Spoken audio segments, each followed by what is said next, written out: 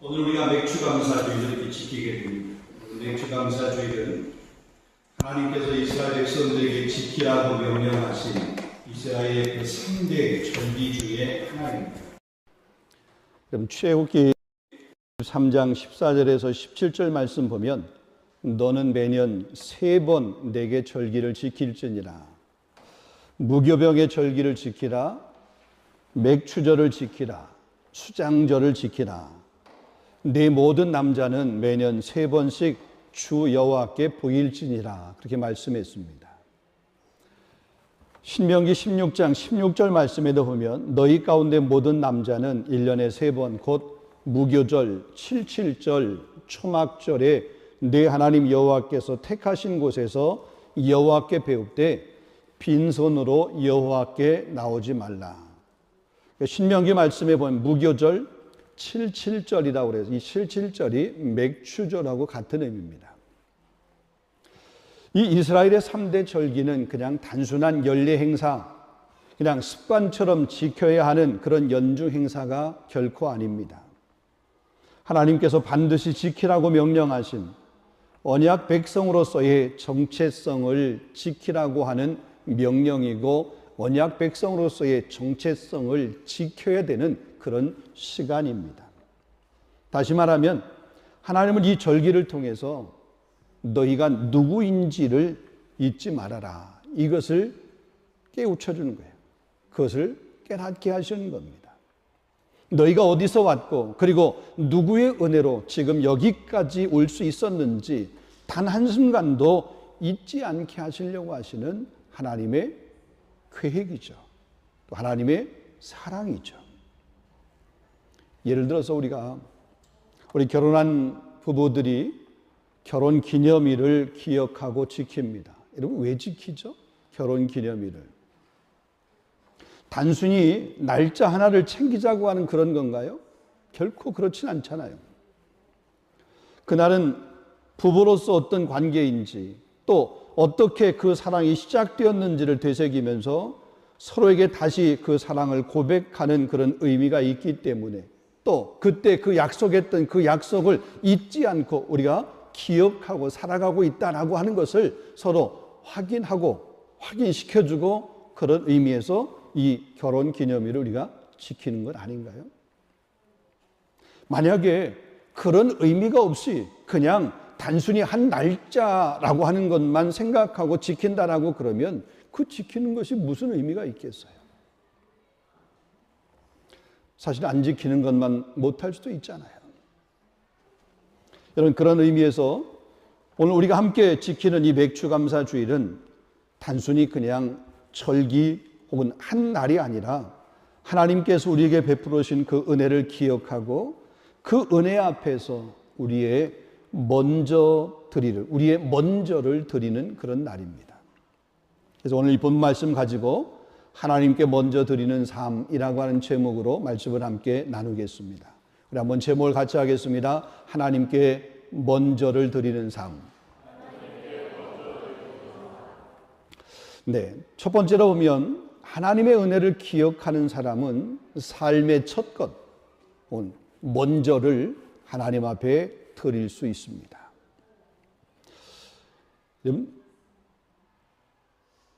왜 기억이라고 하는 것이 중요합니까? 받은 은혜를 우리가 기억하게 될 때에 그 은혜를 기억한 만큼 우리의 마음이 움직이게 됩니다. 그리고 그 마음의 감동이 행동으로 이루어지게 될 때 비로소 헌신이 시작이 됩니다. 하나님의 은혜를 뚜렷하게 기억하는 사람은 그 은혜를 결코 가볍게 여기거나 가볍게 지나치거나 가볍게 생각하지 않습니다. 감사하지 않을 수 없는 것입니다.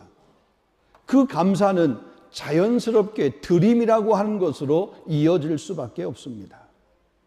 그래서 진짜 헌신은 어떤 의무감이나 누군가의 강요에서 나오는 것이 아니라 하나님께서 나를 여기까지 인도하셨다.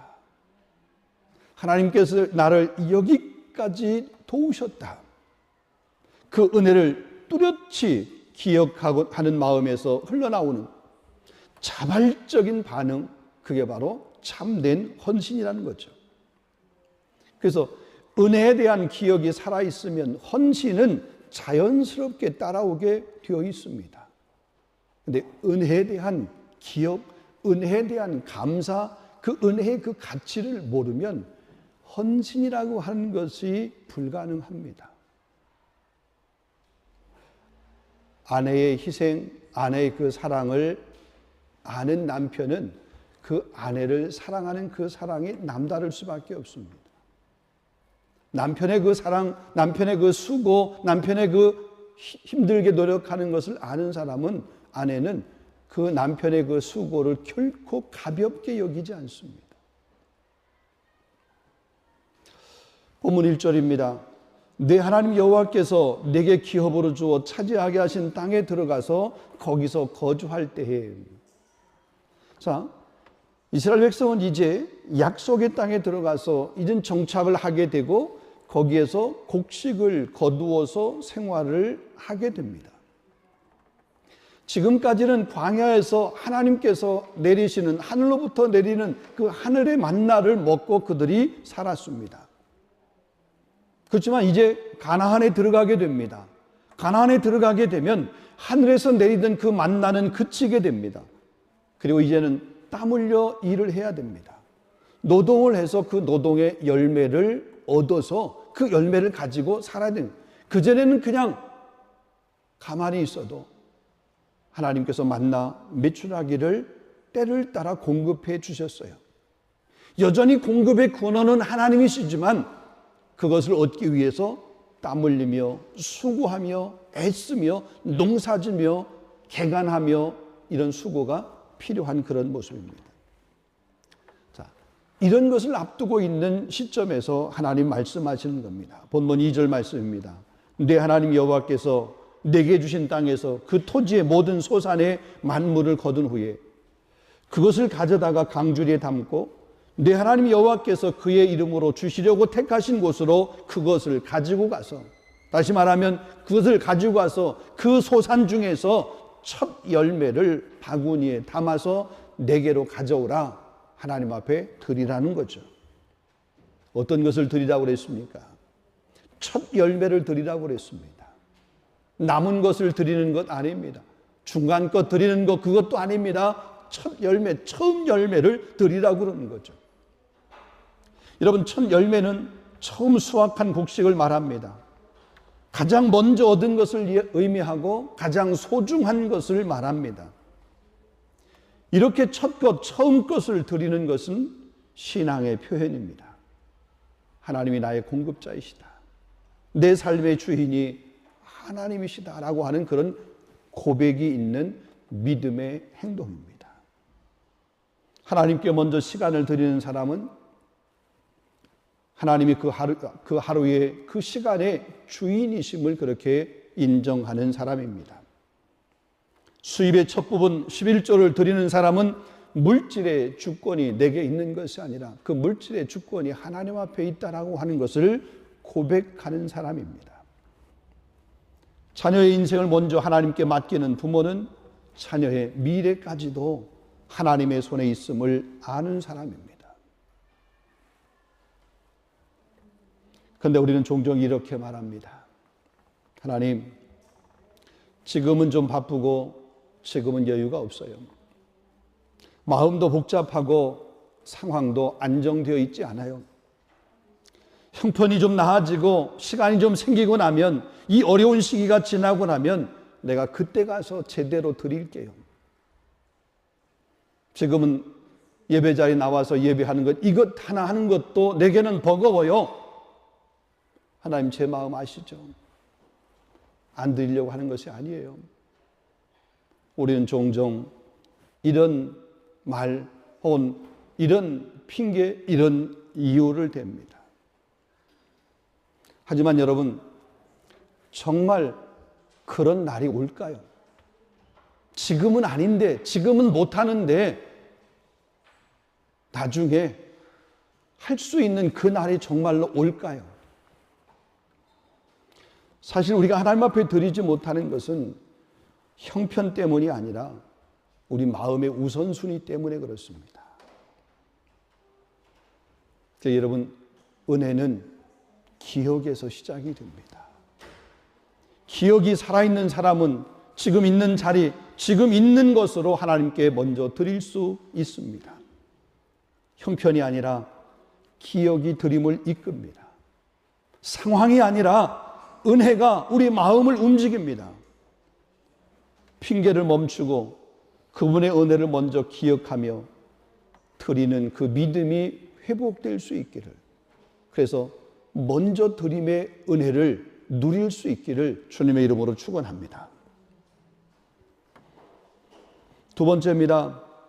하나님께 먼저 드림은 믿음의 중심이 어디 있는가를 드러내고 또 그 믿음의 중심을 평가받는 그런 중요한 바로미터가 됩니다. 드림의 우선순위가 곧 나의 믿음의 방향입니다. 내가 가장 먼저 드리는 것이 내가 진짜 믿고 의지하는 그런 대상입니다. 여러분 보면 5절로부터 7절까지 말씀, 9절까지 말씀을 보면 이스라엘 백성들이 하나님께 제물을 드릴 때 단순히 그냥 하나님 감사합니다, 이렇게 그냥 간단하게 단순하게 그렇게 하라고 말하고 있지 않습니다. 그저 짧고 형식적인 그런 인사가 아니라 그들의 영혼 깊은 곳에서 흘러나오는 기억의 고백이었습니다.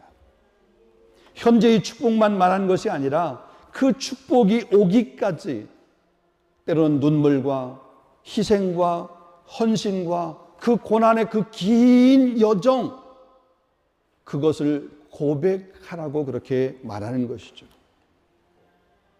내 조상은 방황하는 아람 사람이었습니다. 우리는 애굽에 내려가서 소수의 사람으로 내려갔고 그 소수의 사람이 거기에서 정착하며 거류민으로, 이방인으로 그렇게 살았습니다. 그 삶이 얼마나 고난스러웠는지, 그 고난 가운데, 그 고단한 삶 가운데 하나님께 부르짖었습니다. 근데 그때 하나님께서는 우리가 그렇게 부르짖는 그 부르짖음을 하나님은 들어주셨습니다. 강한 손과 편팔로 우리를 그 애굽에서 우리를 건져내시고 그 애굽에서 우리를 인도해내셨습니다. 마침내 하나님이 약속하신 그 젖과 꿀이 흐르는 그 땅, 그곳을 우리가 들어갈 수 있도록 하나님이 그렇게 인도하셨습니다. 이 고백입니다. 이 고백을 지금 하는 겁니다.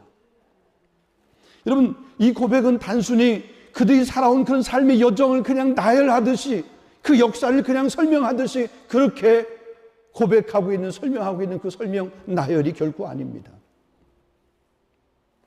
지금 우리가 누리고 있는 모든 것, 지금 우리가 여기까지 올 수 있었던 그 모든 것, 내 삶의 모든 그 순간순간 하나님의 은혜였습니다.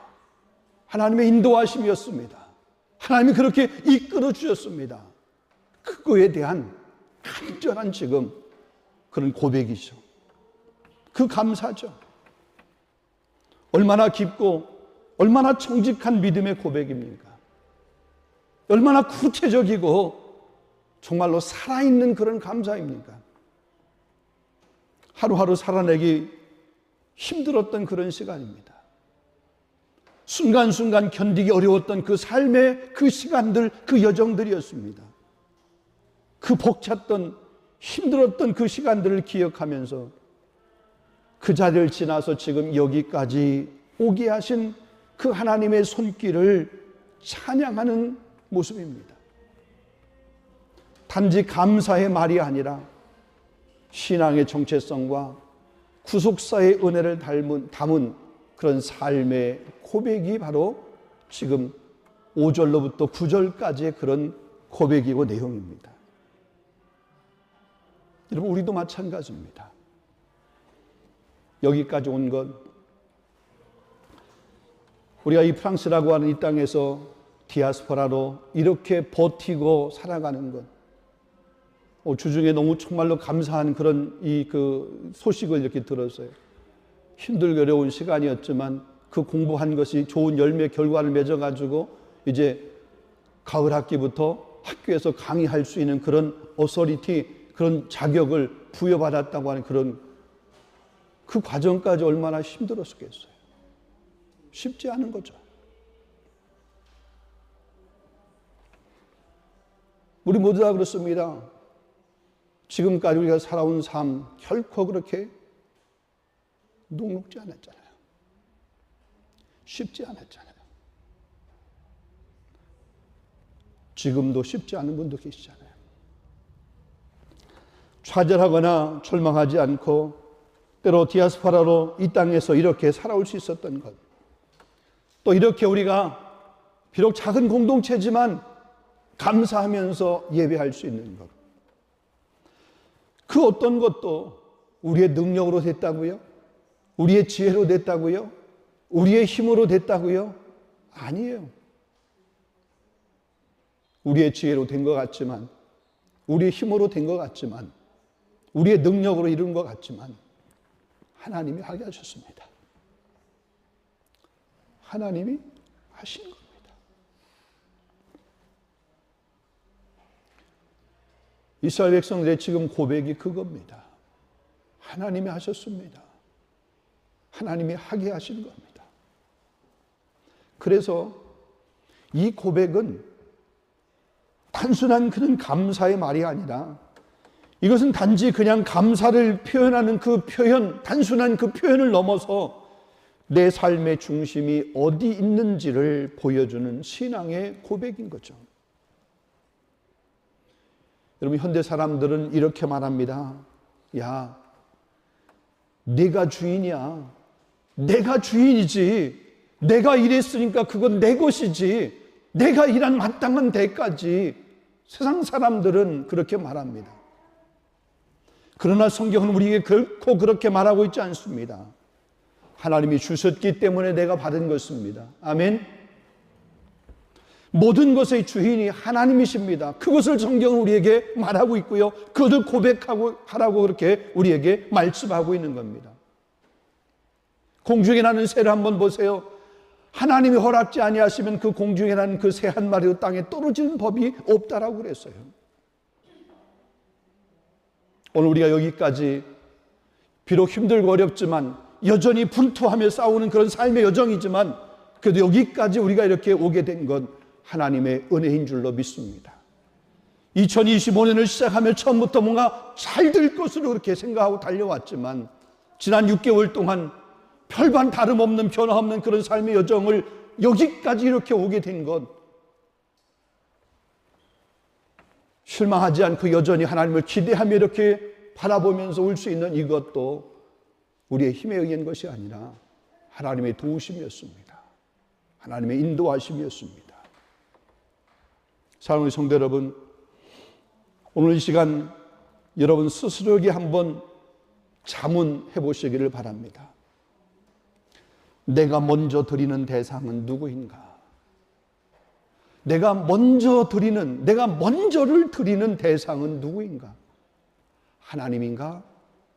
아니면 나인가? 나 자신인가?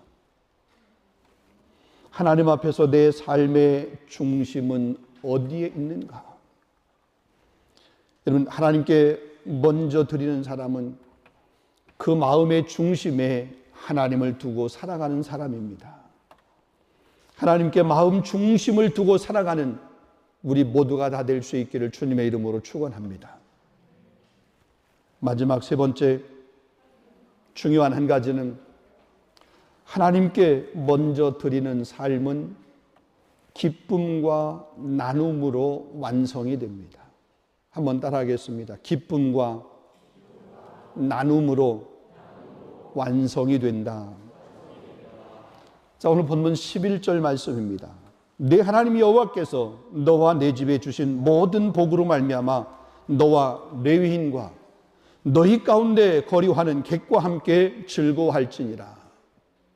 혼자 즐거워하는 것이 아니라 너와 네 집에 거하는 그 거류민들, 그 객들과 함께 그 기쁨, 그 즐거움을 나누라는 거예요. 함께 하라는 겁니다.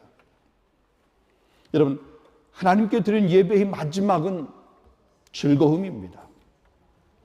예배는 억지로 짜내는 의무가 아니라 은혜를 기억한 자만이 누릴 수 있는 기쁨의 자리, 그게 예배의 자리입니다.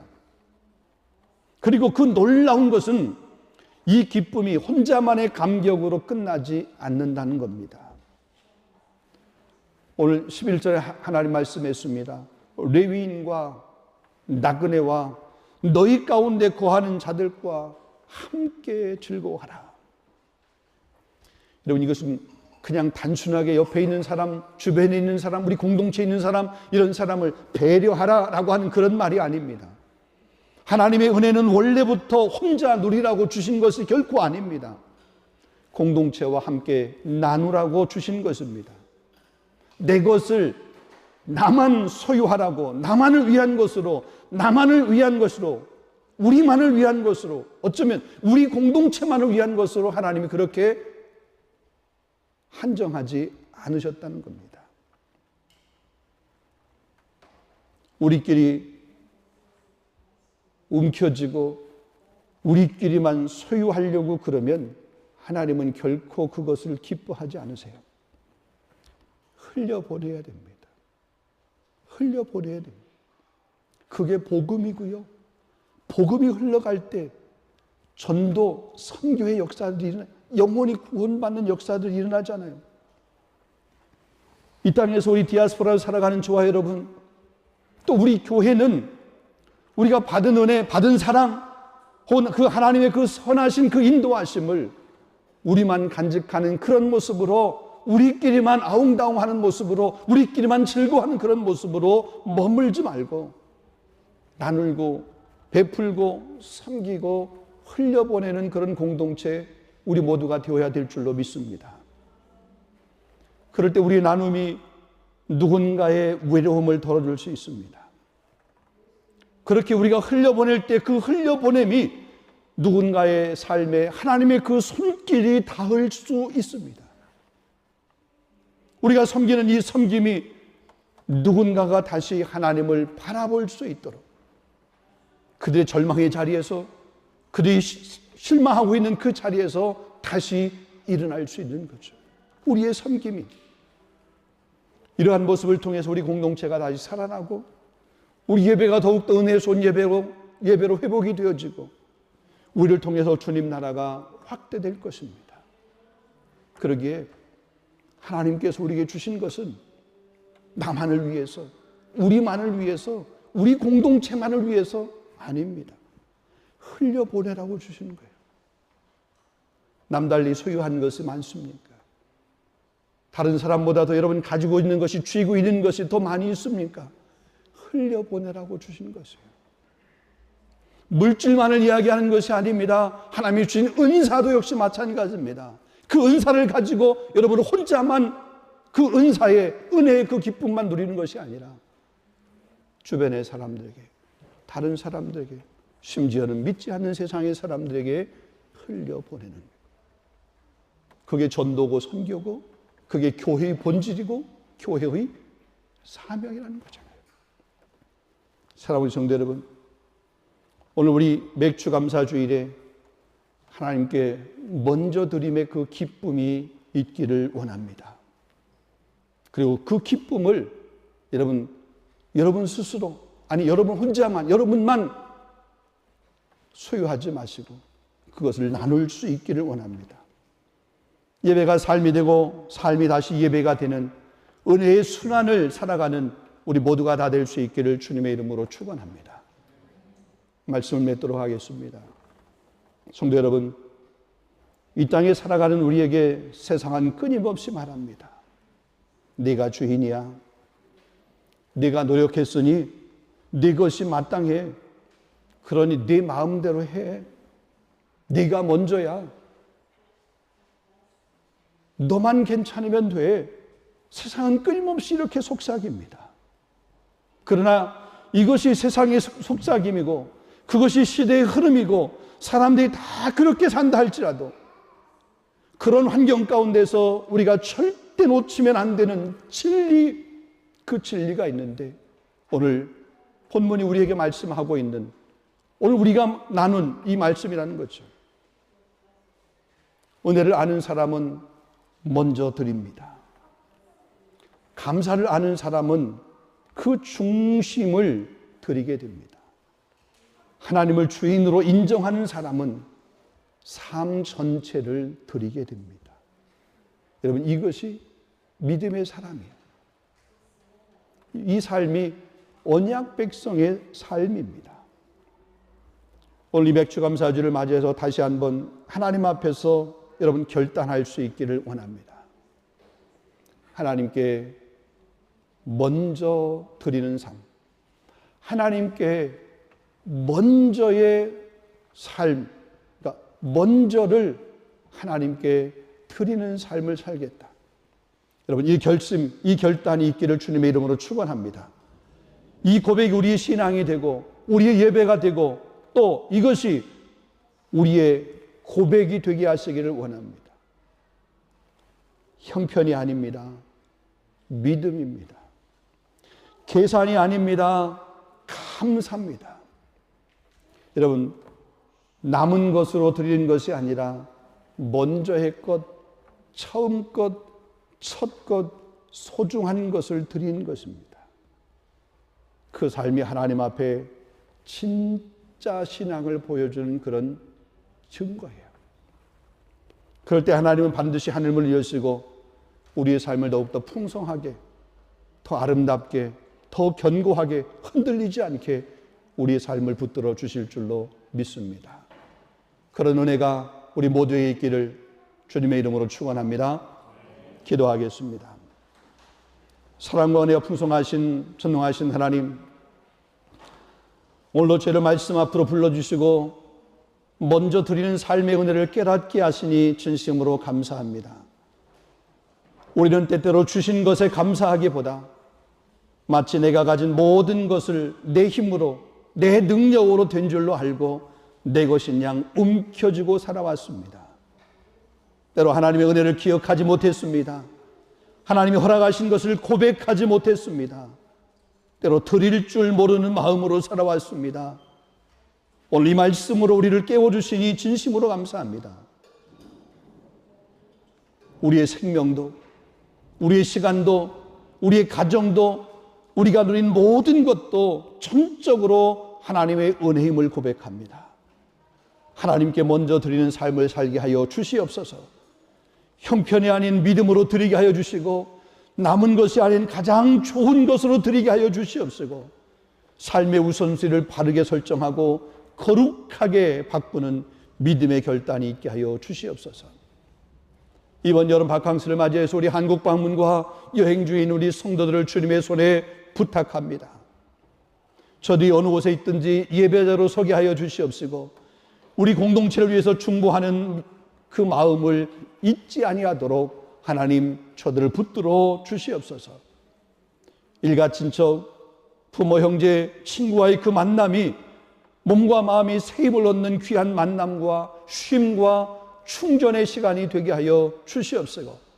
우리 다시 만났을 때 간증이 있고 감사가 있고 기쁨이 있는 그런 만남이 되어질 수 있도록 흩어져 있는 이 귀한 바캉스의 시간을 하나님 붙잡아 주시고 축복하여 주시옵소서. 예수 그리스도의 이름으로 감사하며 기도하옵나이다. 아멘.